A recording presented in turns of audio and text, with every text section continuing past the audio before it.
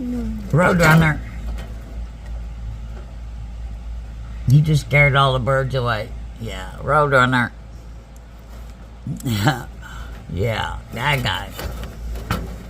That guy came here looking for a birdie to eat. He does not eat seeds. I see you. I see you trying to eat my birds. Little bastard, thought you'd come get a snack, huh? See?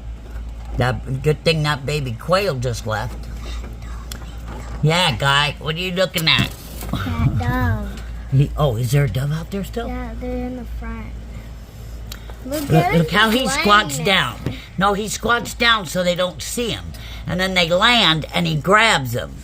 Okay, go open the front door and scare them away. Yeah, get out of here, you little bastard. You are not eating my birds. No, see, he's going after him, hun. Go open the front door. Scare him. Open. Here, let me come get that bastard. He's in my yard. You looking for birds to eat, huh? Certainly aren't looking for grapes.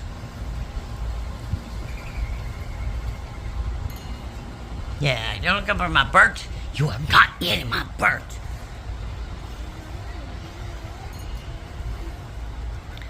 There he goes.